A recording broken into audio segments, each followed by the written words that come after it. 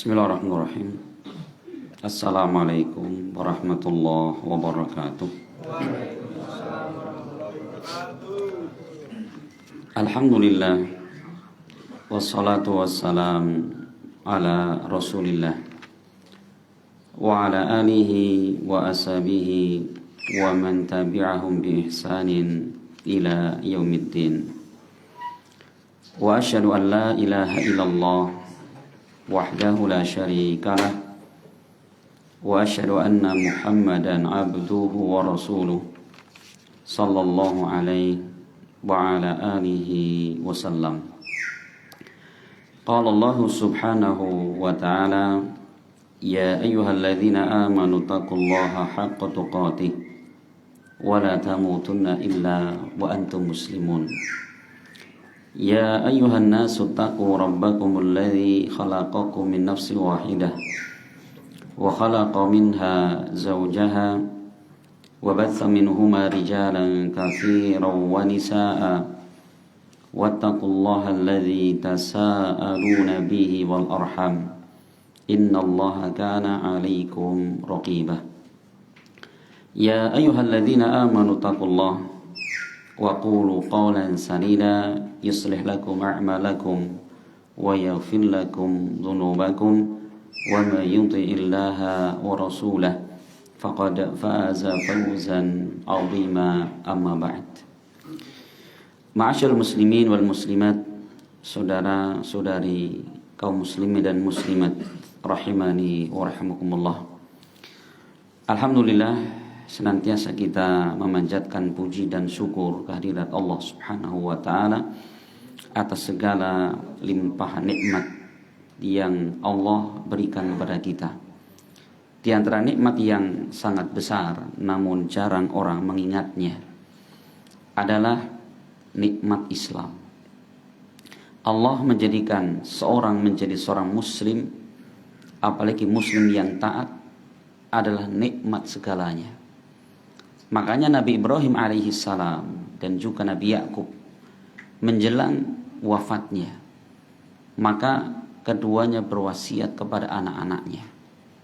Apa isi wasiatnya? Allah mengatakan, wa wassa biha Ibrahimu banihi wa Yaqubu ya baniya innallaha astafa lakumuddin fala tamutunna illa wa antum muslimun.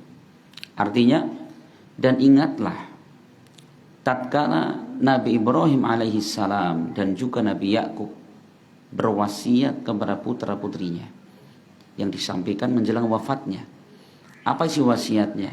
Ya baniya, wahai anak-anakku, innallaha astafa lakumuddin. Sesungguhnya Allah telah istafa. Apa istafa? Memilihkan untuk kalian agama Islam ini.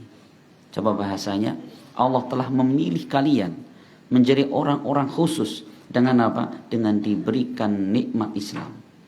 Maka wasiatnya, fala tamutunna illa wa antum muslimun. Maka jangan sampai kalian mati kecuali dalam keadaan muslim. Itu wasiatnya. Dari sekian banyak nikmat yang Allah berikan kepada Ibrahim, Yakub dan keluarganya itu banyak sekali. Namun apa? Bagi Nabi Ibrahim alaihissalam itulah yang terpentingnya. Kan gitu ya. Coba kita kalau mau mati, Pak, apa yang kita wasiatkan kepada anak-anak kita? Apakah itu di belakang rumah ada kendil bodol ya, nanti kalau bapak mati dirawat gitu? Itu anak yang kedua bilang itu pacul bapak yang di kebun dirawat ya, dipundi-pundi. Enggak bernilai itu. Namun yang diwasiatkan adalah perkara yang paling bermanfaatnya. Ternyata apa? Nabi Ibrahim dan juga Nabi Yakub alaihissalam itulah yang mereka berdua wasiatkan kepada putra-putrinya. Maka nikmat iman, nikmat Islam yang ada pada kita, Bapak sekalian, teman-teman sekalian, jaga baik-baik. Ya, jaga baik-baik. Agar apa? Agar selama hidup kita sampai kita mati, kita masih di atas keislaman. Ya, dan tentunya bahwa seorang untuk bisa mati, bisa tetap di atas keislaman, itu tidak serta-merta.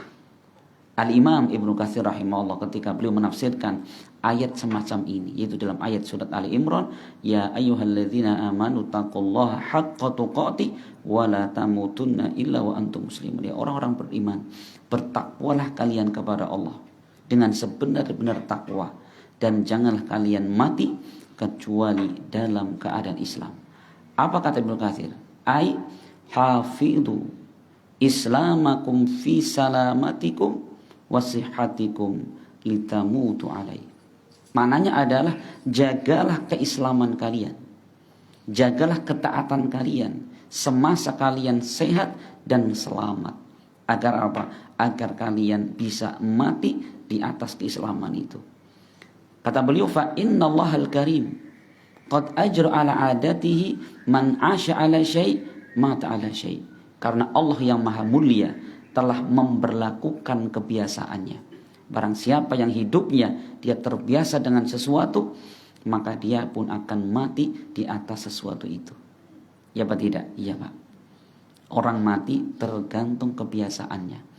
Makanya Al-Imam Ibnu Qayyim Al-Jauziyah, beliau pernah melihat berbagai macam keadaan orang ketika matinya. Beliau tulis, saya lupa kitabnya apa itu. Ada seorang yang selama hidupnya kerjanya apa, mohon maaf ya, dia nyanyi terus gitu. Jadi hobinya nyanyi sudah. Bangun tidur kok terus nyanyi gitu ya. Mau tidur nyanyi, ngelindur nyanyi, bekerja pun sambil nyanyi. Kamar mandi pun dijadikan sebagai apa, tempat karaoke. Ya, nggak ada kendang pun, ember pun jadi gelundang-gelundung. Begitu mau mati kan ditalkin orang Islam, Mbak, ucapan la ilaha illallah. Bukan kalimat la ilallah yang keluar, malah apa? Sheila on Seven. Judulnya apa? Saya nggak hafal, alhamdulillah. Mati Pak habis itu Pak, subhanallah. Nyanyi selesai satu lagu mati. Yang satu lagi kerjanya apa dia? Kerjanya catur terus Pak. Pokoknya kalau ada kesempatan catur. Pokoknya orang catur gatel. Yang Arab turu bojone catur di situ ben bisa turu gitu ya. Ngelintur catur. Nah, begitu dia mau mati Pak, ditalkan la ilaha illallah, bukan kalimat tahlil yang keluar, tapi apa? Cekap mati itu. Astagfirullah. Itulah keadaan manusia ketika matinya ya. Maka biasakanlah kita itu dengan apa? Dengan amal kebaikan, agar kita berharap kelak kita akan mati di atas kalimat-kalimat thayyibah. Ya, maka ada seorang ulama Masya Allah ulama hadis namanya Abu Hatim Ar-Razi. Beliau terkenal ya sebagai orang yang sangat berpegang teguh di dalam agamanya. Beliau ahlul hadis, ya, ahli dalam bidang hadis. Suatu ketika beliau sakit keras, ya. Orang-orang menjenguknya gitu dalam kondisi dia sudah koma gitu ya. Orang mau nalkin kan nggak enak ya. Masa ulama besar kok ditalkin sih gitu ya. Akhirnya gini, si teman-temannya ini, murid-murid ini punya inisiatif. Gimana inisiatifnya? Yaitu membacakan hadis tapi cuman sanadnya. Masya Allah ini. Jadi dalam kondisi koma itu dia mengatakan qala haddatsana fulan, qala haddatsana fulan, qala haddatsana fulan, berhenti sampai di situ. Ternyata Abu Hatim Ar-Razi belum melanjutkan sanad hadis. Terus kemudian beliau mengatakan qala haddatsana fulan, qala Rasulullah sallallahu man kana akhiru kalamihi la ilaha illallah. Meninggal beliau. Barang siapa yang ucapan terakhirnya adalah la ilaha illallah, berhenti di situ. Padahal kelanjutan hadisnya dakhalal jannah, pasti masuk surga. Masya Allah, itu kalimat terakhir yang diucapkan Abu Hatim Ar-Razi, ya, rahimahumullah. Masya Allah. Kenapa? Karena memang hari-harinya yang beliau sibuk dengannya adalah apa? Ilmu agama. Insya Allah ya, maka teman-teman sekalian, maka biasakan kita kalau ada masalah apapun, ya, zikir kepada Allah, ingat kepada Allah. Ada kesempatan waktu istighfar, mengucapkan subhanallah, alhamdulillah, gitu ya. Masya Allah, luar biasa. Nah, ma'asyarul muslimin wal muslimat rahimani wa rahimakumullah. Insyaallah kita akan kembali melanjutkan pembahasan kita masih di pembahasan rukun-rukun iman. Wih, dan yang sulit teman ya, ngaji rukun iman kayak berapa tahun ini kita ya. Iya. Pertemuan sebelumnya kita telah selesai menjelaskan rukun iman yang kelima, iman terhadap hari akhir, dan kita sudah jelaskan kejadian-kejadian yang akan dialami di hari akhir. Kemudian kita berpindah kepada rukun yang terakhir, yaitu apa? Beriman kepada takdir. Kalau dalam hadis, wa tu'mina bil qadari khairihi wa syarrih. Dan engkau beriman kepada takdir yang baiknya maupun yang buruknya. Apa itu takdir? Kita sering dengar qadha dan qadar, kan gitu ya. Kita sering dengar qadha dan qadar. Apa perbedaannya? Menurut Al-Hafidz Ibnu Hajar Al-Asqalani, ya, beliau mengatakan qaulal ulama, para ulama mengatakan al-qadha, qadha huwa al-hukmul kulli al-ijmali fil azal, yaitu ketetapan Allah yang umum, ya. Ketetapan Allah yang umum yang ada di azal. Azal itu lauhul mahfud. Jadi apa yang tertuliskan di lauhul mahfud semua yang akan terjadi, Pak. Karena Rasul pernah menyebutkan bahwa awwalu ma khalaqallahul qalam. Makhluk pertama yang Allah ciptakan adalah pena. Apa pena? Bolpen. Maka Allah mengatakan kepada bolpen, uktub, tulislah. Loh, ada bolpen bisa ngomong, ya, tidak mustahil bagi Allah, kan gitu. Maka si pena ini mengatakan, wa ma aktubu ya rabbi, apa yang harus aku tulis wahai Allah? Allah mengatakan, uktub ma huwa kainun ila qiyamis saah. Tuliskan segala sesuatu yang akan terjadi hingga hari kiamat. Sudah ditulis. Masya Allah. Nah, itu namanya qadha, ketetapan Allah yang azali dari dulu. Nah, adapun qadar, yaitu juz'iyatu dzalikal hukmi, wa tafasiluhu, yaitu perincian satu persatunya kejadian sesuai dengan apa yang ada di lauhul mahfud. Misalkan hari ini kita ketemu, itu terjadi dengan takdirnya Allah, ditulis, Mas. Hari ini kita sakit gigi, gitu ya, itu sudah ditulis Allah Subhanahu wa taala. Hari ini kita dapat untung sekian, sudah ditulis Allah, di mana di lauhul mahfud. Insyaallah, ya. Makanya Allah Subhanahu wa taala ketika menentukan takdir hamba, kapan mulainya? Pertama adalah sejak 50.000 tahun sebelum tercipta langit dan bumi. Berapa? 50.000 tahun. Belum ada langit, belum ada bumi, manusia ada? Ya belum ada manusia. Tapi Allah telah menuliskan takdirnya kita. Masya Allah, rizkinya kita, ajalnya kita, jodohnya kita, matinya kita. Nanti mati di mana? Subhanallah, Rasul menyebutkan dalam hadisnya, yang kita baca, innallaha kataba maqadiral khalaiq qabla an yakhluqas samawati wal ard bi 50 alfasana. Allah telah tetapkan takdir hamba sejak 50.000 tahun sebelum tercipta langit dan bumi. Ini catatan. Nanti kita akan jelaskan insyaallah. Nah, teman-teman sekalian rahimani wa rahimakumullah. Iman kepada takdir ini adalah sebagai salah satu rukun iman. Maka siapa yang dia mengingkari terhadap takdir, Masya Allah, berat. Berarti apa? Yang bermasalah imannya. Imannya ada satu yang gugur, yaitu rukun yang gugur. Takdir, berarti apa? Gugur imannya. Makanya dalam hadis diriwayatkan Imam Muslim, dulu pernah, ya, ada 2 orang dari Basrah. Dia datang ke Mekah untuk melakukan haji atau umroh di situ. Tapi selain haji dan umroh, sebenarnya akan bertemu dengan sahabat Nabi untuk menanyakan sesuatu. Tentang apa? Tentang ada orang yang mengingkari takdir. Jadi di Basrah ada orang yang namanya Ma'bad al-Juhani. Dia mengingkari takdir. Maka kedua orang ini datang ke Mekah, kebetulan bertemu dengan Abdullah ibn Umar, putranya Umar bin Khattab. Kemudian ditanya, ya Ibnu Umar, sesungguhnya di negeri kami, di negeri Basrah, ada orang mengatakan annal amra unufun, bahwa perkara itu unuf. Maksudnya apa? Allah baru tahu suatu kejadian pas kejadian, dan mereka juga mengingkari takdir. Masya Allah. Apa kata Ibnu Umar?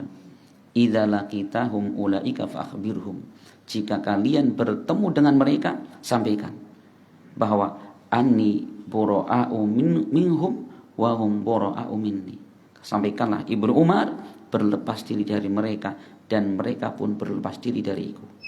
Maka demi Allah, kata Ibnu Umar, lau anfaqam misla dhahabin uhudan ma qabilallahu hatta yu'minu bil qadar. Demi Allah, andikan mereka ini yang mengingkari takdir, mereka menginfakkan emas sebesar gunung Uhud. Masya Allah, gunung Uhud gede apa mboten? Pernah lihat gunung Uhud di YouTube itu? Lah gunung batu loh mas, tinggi kayak gitu.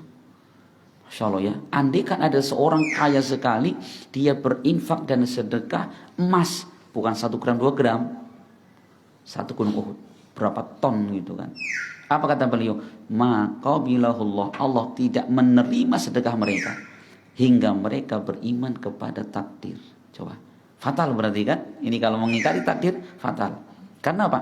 Imannya tidak teranggap. Karena rukun iman tidak terpenuhi di situ. Nah, maka Bapak teman sekalian, para ulama menyebutkan bahwa iman kepada takdir ini akan benar jika kita beriman dengan 4 hal. Ya, iman kepada takdir akan benar jika kita iman kepada 4 hal. Apa yang pertama? Yang pertama adalah al-iman bi anna Allah Ta'ala alima kulla syai'in jumlatan wa tafsilan azalan wa abadan. Yaitu keyakinan dan keimanan bahwa Allah mengetahui segala sesuatu, baik secara global maupun secara terperinci. Allah tahu ada bumi, Allah tahu isi bumi apa saja, ada di antaranya manusia global. Allah rinci tahu apa yang sedang dilakukan si A, si B, si C, seterusnya Allah tahu. Bahkan Allah tahu apa yang ada di dalam isi hati mereka. Ya, saya nggak tahu jenengan seperti ini, mungkin satu lagi bahagia, kenapa? Masya Allah pengantin anyar bahagia, saya nggak tahu. Ada satu lagi mumet, anaknya bayar sekolah orang bisa gitu, bisa kan? Kita nggak tahu. Allah Subhanahu wa Ta'ala tahu mas. Apa yang ada dalam pikiran kita, ada dalam hati kita. Kita sedang pengen apa? Allah tahu. Subhanallah. Ini ya, Allah tahu segala sesuatu baik secara global maupun terperinci. Azalan wa abadan. Selama-lamanya, dari dulu sampai hari kapanpun. Maka ilmu Allah mencakup segala sesuatu yang telah terjadi, sesuatu yang sekarang sedang terjadi, dan segala sesuatu yang akan terjadi besok, lusa, 100 tahun lagi, Allah tahu. Bahkan Allah mengetahui sesuatu yang tidak terjadi. Andaikan terjadi, apa yang terjadi Allah tahu. Gimana maksudnya itu? Ulangi lagi, Allah tahu segala sesuatu yang telah terjadi, sedang terjadi, akan terjadi, yang belum terjadi, atau sesuatu yang tidak terjadi. Andaikan ini terjadi, apa yang terjadi Allah tahu. Coba ketika ayat dalam surat Al-Mu'minun ya, ayat 99 sampai 100, sering saya bacakan di sini. Allah mengatakan, hatta idza ja'uha, hatta idza ja'a ahadahumul mautu qala rabbirji'uni. Maka sampailah ketika kematian mendatangi mereka, mayit mengatakan, ya Allah, kembalikan aku ke dunia. Untuk apa? La'alli a'malu sholihan, agar aku bisa beramal soleh. Perhatikan, ini ucapan mayit. Apa kata Allah? Mengatakan gala, sekali-kali tidak. Innaha kalimatun huwa qailuha. Itulah ucapan kalian, dan di belakang kalian ada alam barzah sampai hari kiamat. Allah tahu, andikan orang-orang ini model manusia kayak kita ini mati, kemudian dibalikkan ke dunia lagi, Allah tahu mesti tetap kayak gitu. Padahal belum terjadi kan, tidak terjadi itu kan. Andikan terjadi, Allah tahu apa yang akan terjadi. Masya Allah. Makanya kalau kita yakin seperti ini teman sekalian, kita jangan pernah punya anggapan, lah berbuat maksiat nana wong iki, Masya Allah ya. Betul, di situ nggak ada orang kecuali kita. Tapi ingat, Allah Subhanahu wa Ta'ala mengetahui. Bahkan perincian ilmunya Allah menyebutkan di dalam Al-Quran. Terdapat di dalam surat Al-An'am ayat 59. Wa indahu mafatihul ghaibi la ya'lamuha illa huwa. Hanya di sisi Allah kunci-kunci ilmu ghaib Tidak ada yang tahu kecuali Dia. Perhatikan Pak, ini kaidah. Hanya ada pada Allah kunci-kunci perkara gaib. Tidak ada yang tahu kecuali Dia. Maka jika ada orang ngaku-ngaku tahu perkara gaib, pendusta. Atau ada orang mengatakan si bapak ini, ibu ini tahu yang gaib, dia pun pendusta. Ya, bahkan ini termasuk kesyirikan kepada Allah. Kenapa? Karena ini adalah kekhususan bagi Allah. Ya, kalau ada orang ngaku tahu gaib, ingat, mereka berarti syirik kepada Allah. Kenapa? Dia merampas hak khususnya Allah. Kan gitu. Allah mengatakan kemudian, wa ya'lamu ma fil barri wal bahri. Allah mengetahui ma dalam bahasa Arab, ma mausulah di situ, semua yang ada di daratan dan di lautan. Masya Allah, di daratan semua Allah tahu. Ya, apa yang kita sedang kerjakan, kita sedang masalah sama siapa, hari ini kita makan apa, Allah semua tahu. Semua ada di daratan. Wal bahri, dan Allah mengetahui apa yang di lautan. Maksudnya apa Ustaz? Walaupun laut paling dalam, ya, misalkan ada kerang kecil ya di dasar laut, kemudian mungkin ketutup apa, lumpur laut, ketutup lagi dengan apa, gelapnya laut. Kalau dalam laut gelap apa enggak? Gelap Mas. Emang Ustaz pernah? Belum pernah, tapi kan dia YouTube. Orang kalau nyelam ke laut kan gitu, gelap sekali kan.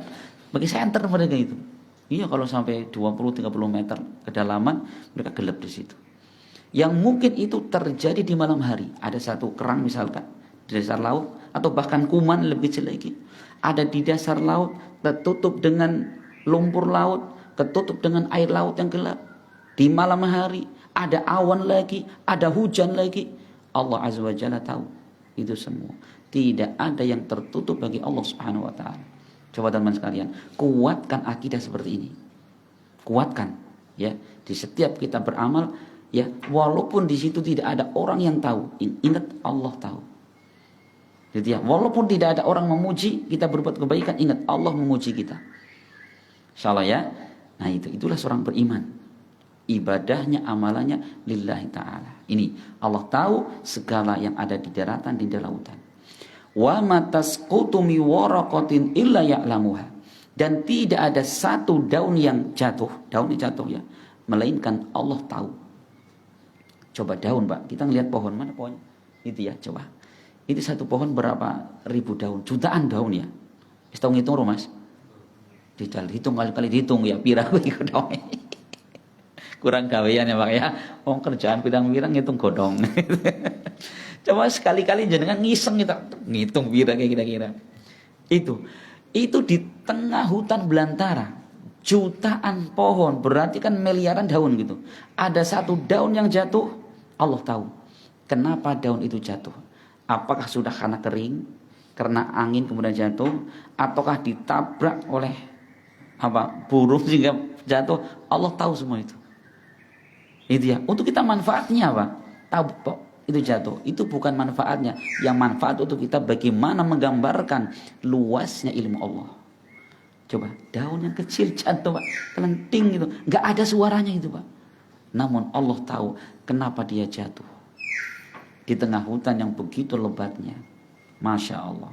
Kemudian Allah mengatakan wala habbatin fi dhulumatil ardi, dan tidak ada satu biji yang ada di kegelapan bumi. Masya Allah ya. Ada biji jatuh di padang pasir, di pasiran, Allah tahu. Masya Allah. Wala rabbin wala yabisin, tidak ada yang basah maupun kering Pak. Tahu Allah. Bahwa kita kadang-kadang nggak ngerti ya, tempat cuman segini tiba-tiba basah. Ada orang minum tadi tumpah ya kan. Allah ada di atas langit tapi tahu di belahan bumi mana yang basah dan mana yang kering. Makanya kalau kita wudu jangan sembarangan lah. Allah nggak ngerti iki, lagi adem-adem ya wudu ini separuh tangan gitu ya. Gak boleh gitu. Allah tahu gitu. Allah tahu yang basah dan Allah tahu yang kering. Ya, itu semua kata Allah illa fi kitabim mubin, melainkan hal itu telah tertulis di dalam kitab yang jelas terang benderang.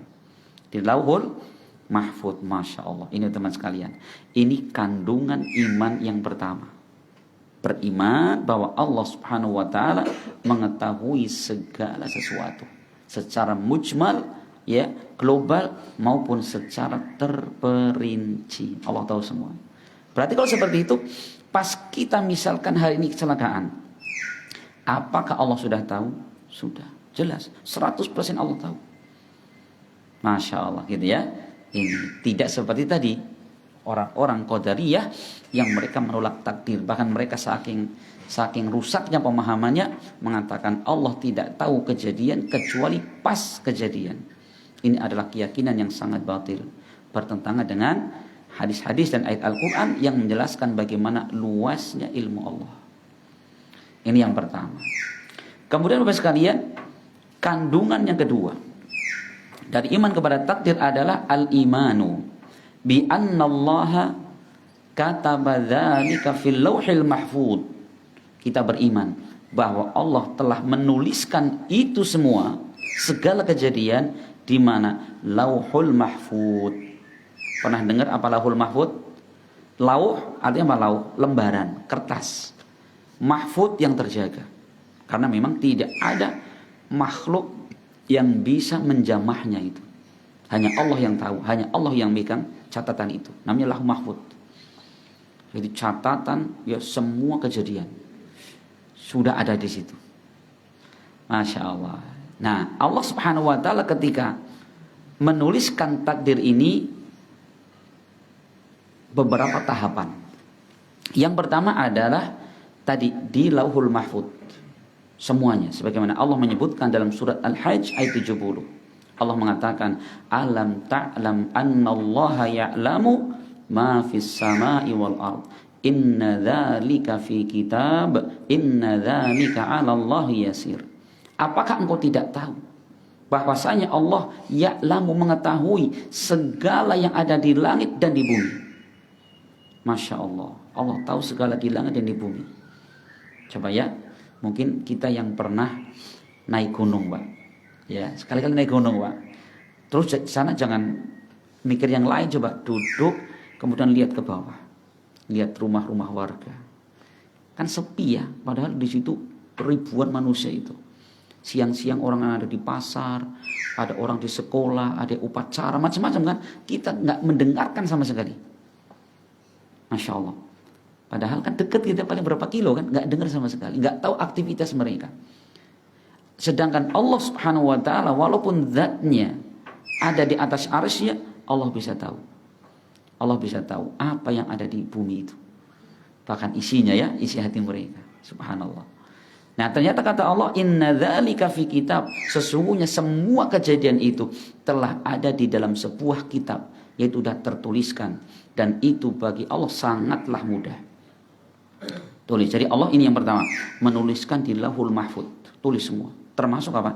Termasuk rizki kita, ajal kita, badan kita, jodoh kita. Gitu. Makanya kalau kita yakin seperti ini, hidupnya bahagia. Selalu senang. Misalkan jenengan naksir sama anak orang, perempuan, cocok lahir batin, gitu ya. Ternyata mau dilamar sudah keduluan orang. Ya tenang boy. Ya Pak, ini belum takdirnya, kan enak.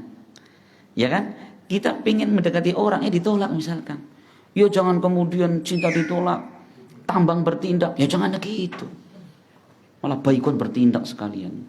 Jangan gitu kan. Masya Allah teman-teman sekalian. Jangan seperti itu. Kenapa? Ini semua sudah Allah takdirkan. Si A nanti jodohnya si B. Si C jodohnya si I. Terus sudah. Ya. Nah gitu. Jadi Allah sudah tetapkan di lauhul mahfuz semua itu. Yang pertama. Kemudian yang kedua, Allah kembali tulis takdirnya hamba kapan? Ketika kita dulu di perut ibu, berumur 4 bulan. Nah 4 bulan kita menjadi janin di perut ibu. Kemudian bagaimana kata Rasulullah? Tsumma yursalu ilaihil malak fayanfuhu fihi ruh wa yu'maru bi arba'i kalimat. Setelah kita di perut ibu 4 bulan, kan belum hidup. Kemudian Allah utus kepada janin seorang malaikat. Ngapain? Kemudian fayanfuhu fihi ruh, kemudian meniupkan ruh kepada janin itu. Maka ini hadis menunjukkan bahwa janin sudah mulai bernyawa ketika berumur berapa? 4 bulan. Makanya sering kadang-kadang salto. Ibu nih kaget ya. Kenapa sih Bu? Ini dedeknya salto. Oh iya, mungkin lagi salto. Ya, lawan Ronaldo mungkin ya. Atau lagi volley mungkin di dalam itu ya. Mulai ini. Kapan 4 bulan? Habis itu apa? Tsumma yu'maru bi arba'i kalimat. Kemudian diperintahkan untuk menuliskan 4 hal ini. Apa dituliskan? 1. Ya bikat birizkihi. Masya Allah. Dituliskan rizkinya. Rizki yang mana? Ya rizki sejak dia lahir sampai dia mati nanti. Berarti kita teman sekalian sudah Allah takdirkan. Ya secara global rizkinya berapa? Hari ini kita dapat berapa? Besok berapa? Bulan depan berapa? Tahun depan berapa? Sudah ada perincian semua. Makanya kalau seperti itu keadaannya Masya Allah. Bagaimana? Kita kalau bekerja pulih bagus. Tapi jangan kemudian kita bersandar kepada pekerjaan. Pasti sukses. Nah, gitu ya. Kalau kita yakin seperti ini, maka ketika kita melihat teman kita, mereka lebih sukses dunia dari kita nggak akan sakit hati. Kenapa? Karena lagi usaha sudah, sedangkan yang menentukan hasilnya Allah Subhanahu Wa Taala. Gitu Pak. Makanya Masya Allah, di antara manfaat kita beriman kepada takdir, yaitu apa? Hilangnya hasad dalam hati. Hasad itu iri dengki, tidak senang kalau orang lain dapat nikmat. Perhatikan. Maka hasad itu munculnya dari apa? Rusaknya akidah. Minimnya iman kepada takdir. Nah sekarang Allah yang bagi-bagi. Sudah. Si fulan rizkinya saya mati sekian. Si fulan sekian. Sudah Allah yang bagi. Pembagian Allah pasti yang terbaik. Iya apa tidak? Iya. Kok kenapa kita marah dengan orang lain yang dia punya kesuksesan yang lebih daripada kita? Yang rusak adalah akidah kita. Masya Allah Pak. Orang kalau beriman kepada takdir, Masya Allah, dadanya lapang Pak, seperti lapangan golf. Ya kenapa? Teman kita dulu sekolah bareng, main bareng, Masya Allah sudah jadi bos. Kita masih jadi kayak gini. Gak apa-apa. Wong ini Allah yang mentakdirkan. Usaha sudah. Kan itu. Masya Allah. Mungkin Allah sedang apa? Beri ujian kepada dia dengan kekayaan. Dan Allah muji saya dengan kepas-pasan seperti ini. Ya kan? Lah iya, mungkin Allah sayang sama saya. Mungkin andaikan Allah jadikan saya orang kaya, bos kayak dia. Dia mungkin bisa tetap taklim, tetap sholat. Mungkin andaikan saya dijadikan orang kaya, lah boro-boro ngaji, boro-boro sholat. Iya kan? Allah sayang sama kita. Subhanallah. Ini di antara manfaat kita beriman kepada takdir. Jadi 1, Allah tuliskan rizkinya. Berarti kalau seperti itu, Ustaz, berarti kalau anak sebelum lahir tapi rizkinya sudah disediakan? Iya. Iya. Makanya kalau peribahasa orang Jawa, banyak anak banyak rizki. Benar apa salah? Benar itu. Karena sesuai dengan hadis ini. Anak sebelum lahir sudah apa? Allah tetapkan rizkinya. Masya Allah. Makanya kalau jadi bapak itu jangan GR Pak. Woi bocah cilik ya. Aja ngelawan orang tua. Kenapa? Bapak kasih ngambil risiko. Salah. Bukan. Yang ngasih rizki anak-anak kita adalah Allah Subhanahu Wa Taala. Ya. Masya Allah. Allah cuma apa? Untuk sementara waktu lewatnya kita Pak. Makanya gini. Di antara sebab kita mendapatkan rizki. Bagaimana? Perbanyak anak. Atau perbanyak orang-orang yang kita tanggung hidupnya. Ya kan? Contoh. Kita dulu hidup pas bujangan. Ya dewek emplek, ya kan? Sebulan dapat 100.000 ya, 200.000 cukup kan gitu. Begitu punya istri, kebutuhannya tambah. Allah tambah rizkinya. Kenapa? Dulu kan kita sendirian, rizki sendiri. Nah sekarang ada istri, berarti rizki 2 orang digabung jadi 1. Lewatnya kita. Kita punya anak 2. Akhirnya apa? Rizki 4 orang jadi 1. Lah kalau bagaimana kemudian kita ngurus 5 anak yatim? Kita sudah 5 tambah 5. Berarti 10 kan? 10 rizki orang Allah berikan lewat kita semua. Lebih banyak apa tidak? Gitu. Ya ini diantara tips teman-teman sekalian. Agar rizki kita itu semakin luas. Ini caranya. Yaitu apa? Perbanyak orang yang kita tanggung. Baik secara kontinu maupun sesekali. Gitu. Ya. Maka bisa sedekah. Sedekah itu. Masya Allah. Apalagi sedekah kepada orang tua. Masya Allah. Ini daripada sedekah yang sekian banyak, di antara yang paling utama sedekah kepada orang tua.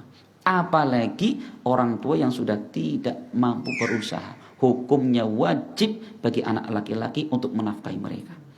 selama kita mampu. Jadi jangan kemudian ngomboke ya turahane astagfirullah. Ya, bojone tumbasaken macam-macam nggo lipstik ya wis 5 macam turahane mboke keliru. Dulu ketika orang tua ya nafkahi kita, kita bukan sisanya. Ya apa tidak? Loh iya, sekarang jenengan punya anak. Apa yang pertama kali dipikirkan? Untuk anak dulu. Untuk anak, untuk istri. Ya, yang lain nomor 3. Harusnya sekarang kita punya orang tua pun demikian. Istri, anak, orang tua jadikan satu. Ini sebagai kebutuhan bulanan kita baru. Coba kalau nggak percaya, jenengan perhatikan rezeki jenengan. Masya Allah ya, apalagi doanya orang tua itu. Jenengan mungkin awe 1.000, tapi dongane Masya Allah. Dawane ya Allah, moga-moga kowe sehat, rezekine lancar, berkah, anaknya soleh-soleha, pinter-pinter ya, usahanya sukses. 10 meter setengah dongane, padahal 1.000 modali.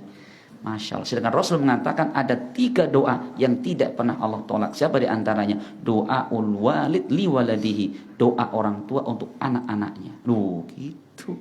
Makanya teman-teman sekalian, kalau jenengan kok usahanya masih bermasalah terus, coba perbaiki hubungan dengan orang tua.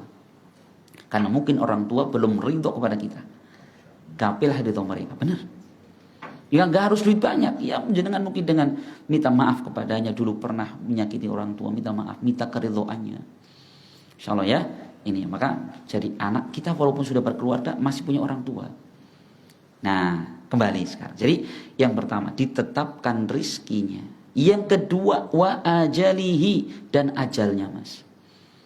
Kita matinya kapan? Matinya di mana? Sebab matinya apa? Tertulis rapih sama Allah Subhanahu wa taala. Makanya kalau seperti itu bagaimana? Kita hidupnya tenang. Enggak takut mati. Ya kan? Lah, nyong aja kerja nyopir lah, mbok tabrakan mati. Nyopir mati, melaku mati anak. Ya Pak ya. Melaku kesandung nyemplung selokan mati ya ada gitu. Makanya kadang-kadang subhanallah Pak. Dengan kecelakaan pesawat, saya nggak mau naik pesawat. Saya pernah punya teman itu. Dia dari mana itu? Dari Palu Pak ya. Dia dari Palu. Pas gempa itu kan dengar ada pesawat kecelakaan. Dia pulang ke Jawa naik apa? Naik kapal. Kenapa? Takut kecelakaan. Mungkin kalau dengar di sana ada kecelakaan kapal, aku rekapalan, terus nggak melaku baik. Padahal kalau kita pikir orang yang mati di atas pesawat dan kapal lebih sedikit daripada orang yang mati di atas kasur, ya kan? Setiap hari ada siaran bapak ini meninggalnya di mana? Di kasur. Ya kan, bener itu Pak. Coba kalau nggak bahasa jenengan di kecamatan Majenang sudah rekap setiap orang mati, ditanya kenapa mati nih Pak? Punya penyakitan mati nang kasur. Ibu ki mati nang rumah sakit nang kasur. Kai mbokai nang kasur kabel apa itu. Ada turun nang kasur berarti kai. Nah, perhatikan ini. Iman kepada takdir ini memunculkan apa? Memunculkan keberanian. Lah wong kita sebagai suami kok punya anak, punya istri, wajib menafkahi, siap. Demi mereka kita bekerja banting tulang pun dibanting. Loh iya, kita jangan khawatir jadi laki-laki apa ireng dedeng, nggak apa-apa. Demi apa? Istri glowing. Tuh. Ya asli Pak. Jadi suami gitu, nggak apa-apa. Makanya istilah orang gini, Masya Allah, di sana ada wanita-wanita glowing. Di balik wanita glowing terdapat lelaki-lelaki glopotan. Makanya kalau saya lihat orang laki-laki glopotan itu, Masya Allah, ini pahlawan keluarga ini. Iya, melebihi pahlawan negara kan gitu ya. Kalau negara sekarang aman gitu lah, keluarga belum aman ini. Makanya harus punya etos kerja yang kuat, semangat gitu. Masya Allah ya. Karena ingat di pundak jenengan itu punya kewajiban anak istri. Gitu loh, Masya Allah ya. Tapi hak Allah tetap ditunaikan. Itu jadi Masya Allah. Nggak takut mati gitu. Oh nyok kerja kepanasan mati. Masya Allah, Allah mentakdirkan semuanya. Nah yang ketiga ya, ajalnya. Yang ketiga adalah wa amalihi, amalan kita ditentukan Allah. Masya Allah Pak. Kita amalannya baik atau buruk Allah tentukan. Bahkan syaqiyun au sa'idun, dia orang yang bahagia atau celaka, surga nerakanya Allah tetapkan. Bisa ya? Berarti Ustaz sudah ditentukan Allah surga atau neraka? Iya, saya juga nggak tahu. Ya, naudzubillah ya. Ya semoga saja Allah Subhanahu wa taala takdirkan kita sebagai penghuni surga. Amin kan gitu ya. Kita nggak tahu, Pak. Kita nggak tahu. Makanya saat itu ada berkata, ya Rasul, kalau seperti itu ya sudah kita berpangku dengan takdir saja Rasul. Kan kita nggak tahu surga nerakanya. Sudah capek-capek ternyata masuk neraka. Ya iman-iman kata mereka gitu. Rasul mengatakan la i'malu fa kullun muyassarun lima khuliqa lahu. Jangan seperti itu. Beramallah, berbuat kebaikanlah, karena setiap seseorang akan dimudahkan untuk apa dia diciptakan. Artinya kalau memang Allah ciptakan kita, semoga saja ya, termasuk penghuni surga, amin gitu ya. Allah mudahkan kita beramal yang mengantarkan ke surga. Allah jaga kita dari keburukan. Allah jaga kita dari pergaulan bebas. Allah pertemukan kita ya tempat kerja yang Masya Allah malah mengingatkan kita tentang akhirat gitu ya. Tempat kerja yang ada pengajiannya, Masya Allah, itu salah satu ciri-ciri. Kita dunia dapat, akhirat insya Allah dapat, Mas. Ya kan? Nah sekarang Masya Allah banyak sekali ya, ada tempat kerja yang ibu-ibu gak boleh pakai jilbab. Masya Allah ya, ada kaum muslimin melakukan gitu. Lah jenengan Masya Allah ya, Allah mudahkan bisa untuk bekerja, bahkan di situ didorong untuk beramal soleh, dibebaskan beramal soleh. Masya Allah itu. Nah Allah mudahkan ke surga. Tapi kalau Allah takdirkan seorang menjadi penghuni neraka, ya gitu. Berbuat kejelekan dimudahkan, berbuat kebaikan jadi susah. Masya Allah. Maka Rasulullah SAW dulu pernah, Pak, ketika beliau masih muda, belum jadi nabi, beliau pernah bercerita. Jadi suatu ketika beliau kan bekerja sebagai penggembala kambing gitu ya, di gunung-gunung sana itu. Suatu ketika beliau dengar ada informasi bahwa di Mekah itu akan ada acara dangdutan gitu ya, atau pongdut, atau mungkin ya ronggengan gitu lah ya. Ya Muhammad muda kan pengen sekali-kali gitu lah ya. Nah makanya sama temannya, Mas tolong ya kayak kambingku dijaga ya. Ngerti sih? Lakain gaul nonton dangdut. Sama si Inul kok. Berangkat itu sendirian berangkat. Begitu sampai ke kota Mekah, di rumah pertama tiba-tiba tidur. Tangi-tangi penter. Udah, dari penter gitu. Saking ngantuknya tidur di teras rumah orang gitu. Pulang ke tempat kerja. Kimahat Muhammad, apa kau kayak Inul joget deh. Joget-joget turu malah gitu. Allah jaga beliau.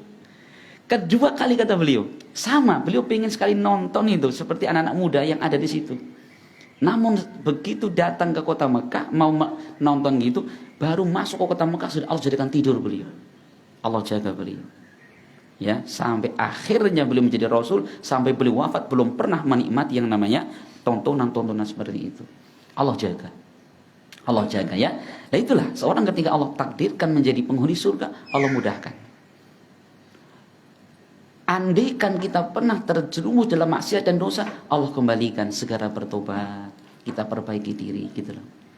Insyaallah ya. Jadi jangan sampai kemudian kita berpangku kepada takdir. Jadi takdir itu kita yakini untuk apa? Untuk memotivasi kita. Ini kandungan yang kedua. Allah telah menuliskan semua itu. Ini yang keberapa? Yang kedua. Jadi tulisan di Lauhul Mahfuz. Yang kedua, umur kita. Kemudian yang ketiga, teman-teman sekalian, Allah akan tuliskan takdir setiap tahun. Di mana? Di malam Lailatul Qadar. Ya. Jadi Allah pernah menyebutkan dalam Al-Qur'an, fiha yufraqu kullu amrin hakim. Di malam Lailatul Qadar kami tuliskan, kami pisah-pisahkan perkara dengan keadilan, yaitu selama setahun yang akan datang. Insyaallah ya, makanya ketika di bulan Ramadan yang dimana itu turunnya Lailatul Qadar, sebisa mungkin di malam itu banyak-banyak berdoa kepada Allah. Agar apa? Agar Allah takdirkan kita selama setahun ke depan di atas kebaikan. Ya, makanya kalau Ramadan itu perhatikan ini ya, untuk 10 malam terakhir kita cari Lailatul Qadar agar kita bisa mendapati malam itu dan kita fokuskan untuk berdoa. Agar apa? Allah takdirkan setahun mendatang dengan takdir-takdir yang baik. Ya, Masya Allah. Ini kandungan yang kedua. Jadi Allah telah tuliskan takdir hamba. Ya. Bahkan setiap hari pun Allah tuliskan. Ya. Wa kulla yaumin huwa fi sya'an, dan setiap hari dia dituliskan gitu. Ada takdir namanya yaumi, harian. Ya.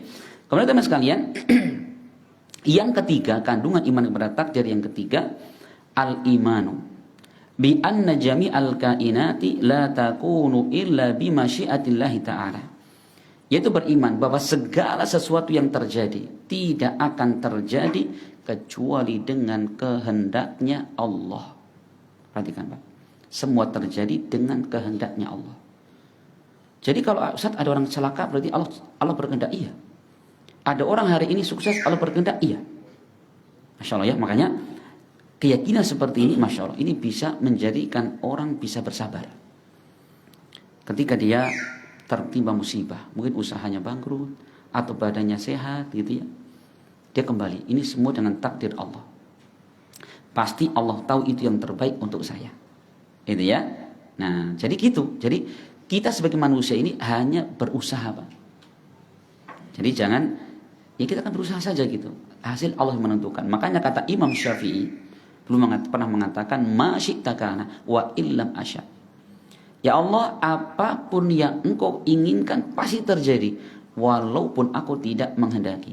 Wa ma syi'tu illam tasya lam yakun. Apa yang aku inginkan tidak akan terjadi jika engkau tidak menghendaki. Itu manusia. Jadi manusia itu bisanya berusaha. Makanya apa? Kita kalau mau melakukan sesuatu jangan beres mesti besok saya lakukan. Jangan, harusnya apa? Insya Allah. Jika Allah menghendaki, iya insya Allah. Mas besok ya itu kerja bagian ini. Jangan siap bos. Saya kok masa enggak, keliru. Harusnya apa? Mengucapkan iya insya Allah. Dan insya Allah itu aslinya iya loh Pak ya. Jangan besok ya insya Allah.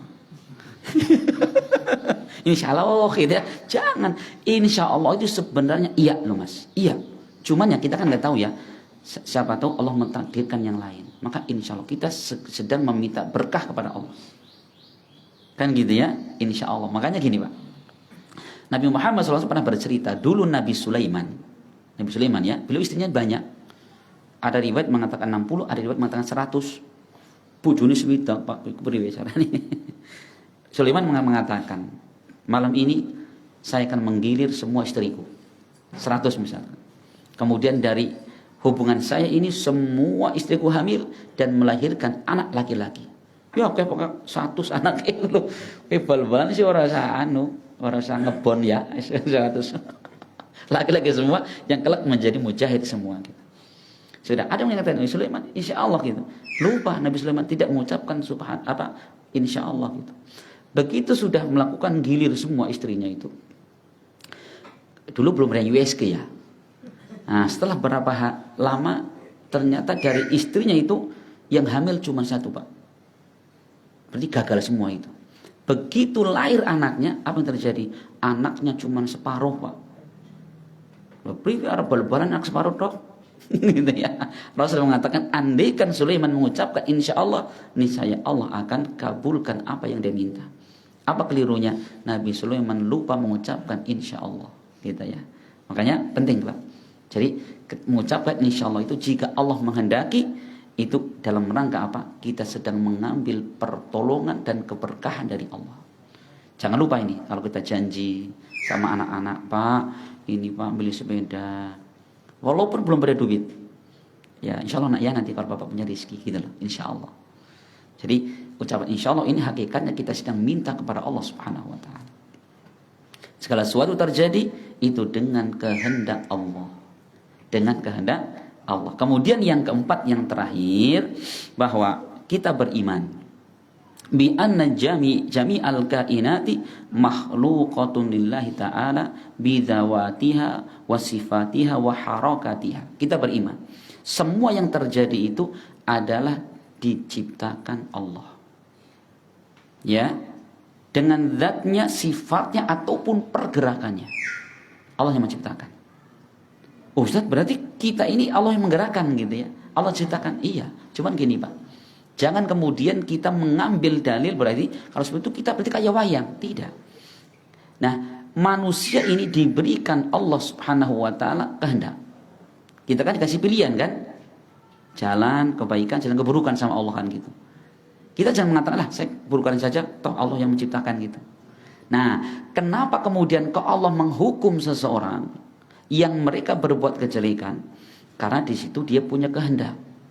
Dan sebenarnya manusia itu bisa membedakan mana perbuatan yang dengan kehendaknya dan mana perbuatan yang tanpa dengan kesadarannya. Contoh, kita dingin Pak ya, saking dinginnya tiba-tiba gigil, itu bisa dikendalikan?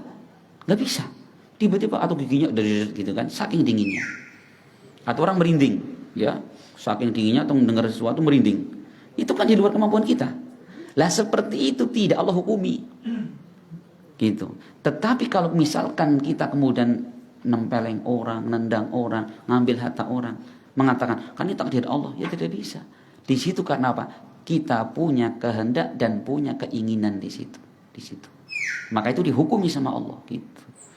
Gitu ya, masya Allah. Makanya dulu orang-orang musyrik gitu ya, mereka pun demikian. Perhatikan, orang yang mereka berhujjah, berdalil dengan takdir, tapi tetap Allah hukum mereka. Dalam surat Al-An'am ayat 148, Allah mengatakan, sayaqulul ladzina asyraku law sya'allahu ma asyrakna wala abauna wala haramna min syai' kadzalika kadzdzabal ladzina min qablihim hatta dzaqu ba'sana.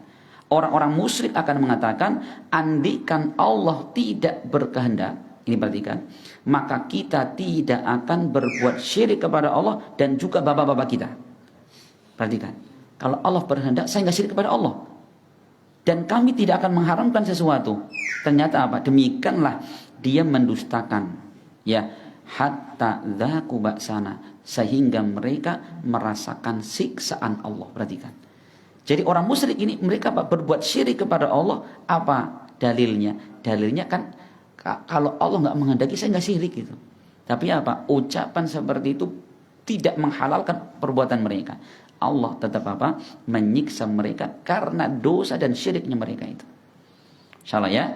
Iya. Jadi manusia itu punya kehendak. Wallahu a'lam bishawab. Masih ada waktu 2 menit Pak.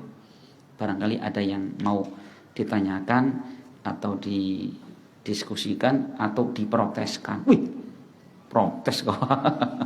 Monggo Pak nggih, ngaji kalih kula bebas mawon niku Pak. Aja sini sin. Ustaz, monggo ora pas iki. Monggo disampaikan saja. Monggo Pak. Ibu-ibu, untuk pertanyaan?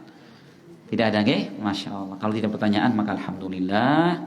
Semoga bermanfaat dan semoga Allah Subhanahu wa taala memberikan kepada kita ilmu yang semakin menguatkan iman dan takwa kita kepada Allah Subhanahu wa taala. Saya mohon maaf atas segala kekurangan dan saya ucapkan terima kasih wa jazakumullahu khairan atas segala perhatian. Kita akhiri subhanakallahumma bihamdik asyhadu an la ilaha illa anta astaghfiruka wa atubu ilaik. Assalamualaikum warahmatullahi wabarakatuh.